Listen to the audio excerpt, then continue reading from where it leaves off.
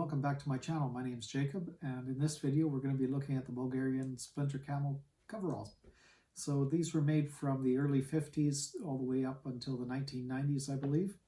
So there's going to be a wide variety of different colors and material types. So just probably the same material, just slightly different. So you're over 40 years, you're not going to be able to say this is correct because there's going to be so many minor variations.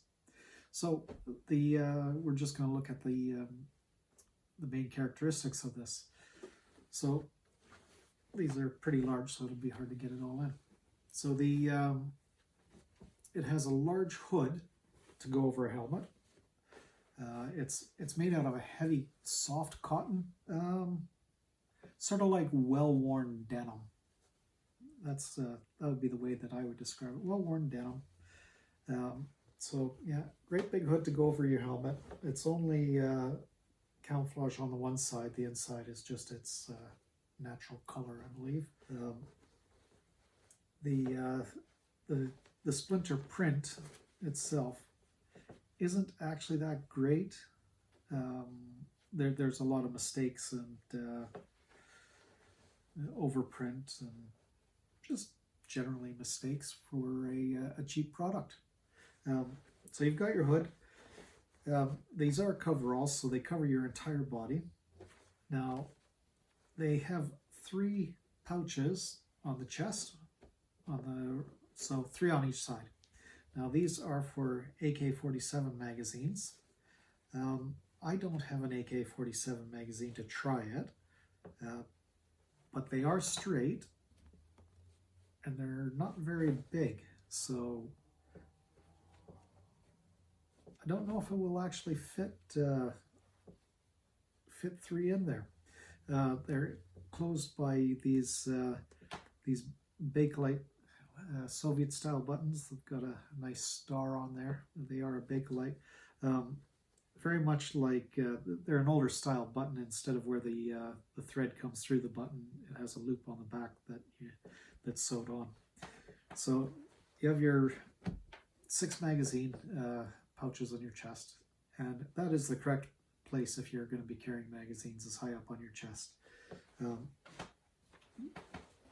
There aren't any pockets on the back. No pockets on the back side of this. So everything is carried on the chest and the legs. There's a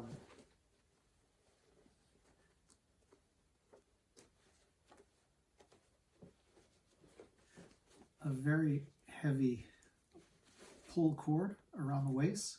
It's heavier than you would expect to need. Can't say I've seen too many that are this robust recently, but the waist has a pull cord. On each side you have one of these small pockets, sort of, I guess you could get a wallet in there, maybe your documents. Not a whole lot. So there's one on each side, and then on your legs you have a small slash pocket. It's not billowed, clearly not billowed. This one's got a few ink stains of different colors on here. So you're not going to retain very much in here. They are fairly deep, but there's nothing to retain anything in there. The sleeves have if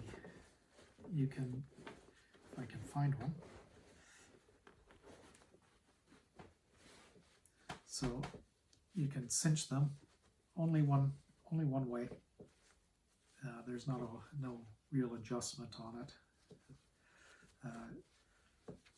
I don't know if that'll ever do anything, but it's there if you want to cinch them up. And the same goes for for your ankles.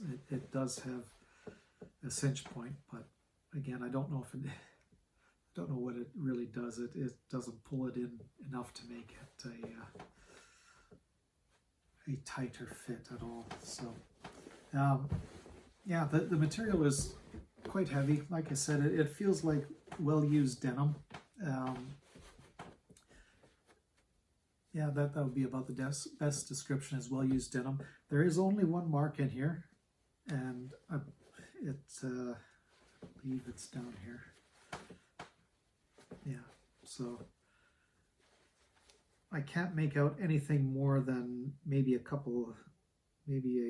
H or a K or an R after that, and 1953. So I really can't make out much on that, but that's the only stamp that I see on these.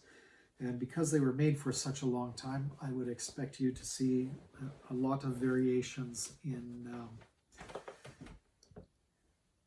stamps. And of course, the camouflage color changed over time. So there was darker, less lines, curvier lines. I think these ones are considered straight. But the body length seems to be quite short in it.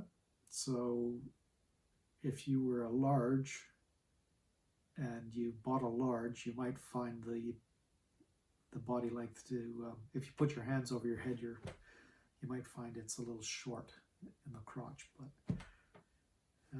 they weren't made for comfort, were they? They were made for mass production.